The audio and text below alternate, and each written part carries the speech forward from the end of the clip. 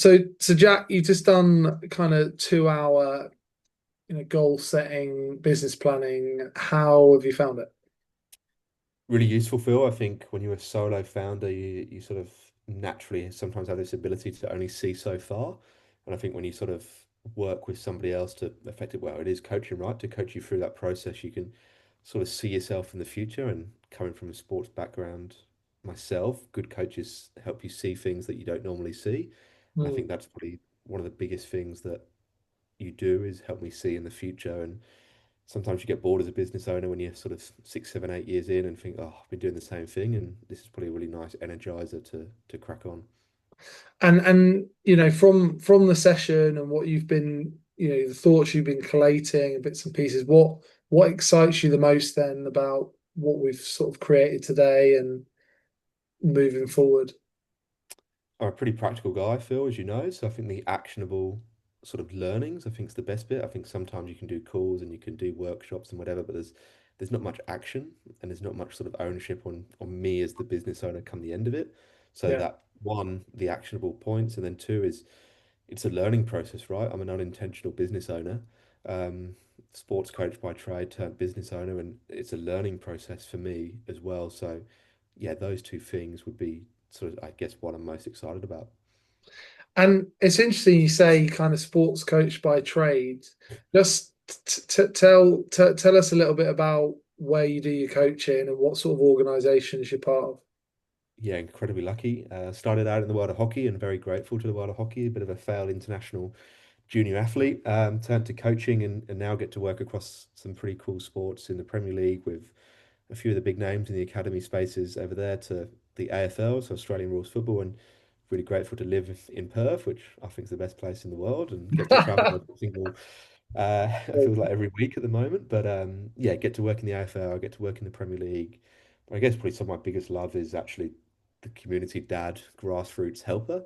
And I think when Yeah, you mention coaching and you start talking coaching to anybody, somebody's got a story, like whether you were coached brilliantly or not great, or you're a new parent that's just ended up coaching at the local rugby club. Like everyone's got an experience of coaching, and I guess the real passion for me is helping coaches to help players, because normally we talk about helping players, but if we can help the coaches, the impact is lifelong. and it'd be fair to say, like, because you've done work in America, you've done work in China, Dubai.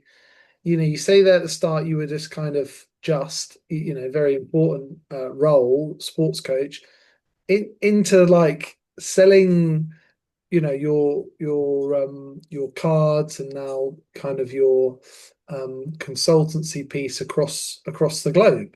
That's exciting, isn't it? Yeah, for sure, Phil. It's the more time I spend in the space, the more time I think I've got a job forever because yeah, sport is so far behind in some places, but so far ahead in others. And I Mm, guess I'm neutral because I don't wear a badge that's got a club attached to it, so I can travel the world, I can go and help different people and connect different sports with other people. And I guess that's one of the most unique parts about what I do is the connections and linking other people together. So yeah, incredibly grateful for that. yeah. And obviously being a coach yourself, you kind of get the whole concept of being coached. But if you were to talk to somebody who was sitting on the fence, not quite sure what's involved, how does it work, what would you say to them? Oh, I do say this, Phil. I don't just, think about it. I do tell people.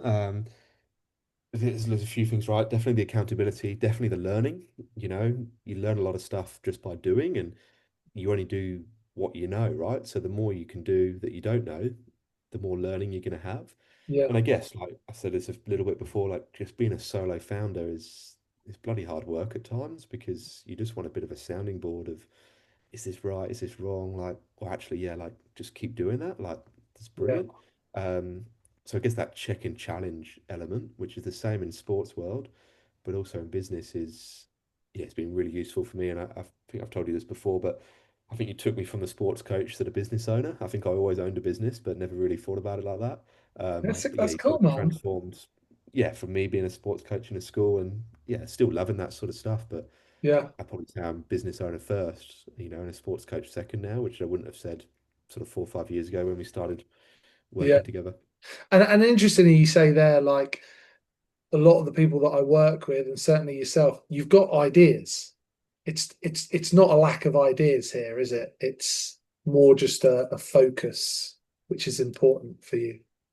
Yeah, it's all that fail fast attitude, right? Of share it as quickly as you can and work out if it works or if it's not stupid, or all right, just put up a mirror against it and think, oh yeah, that's one way to do it, but here's two other ways you can do it. And Yeah, you think you're really good at not necessarily telling me what to do, but saying, all right, here's another option, and or here's two other options, and you pick which one you think's best, but there's probably a couple that might be better than others.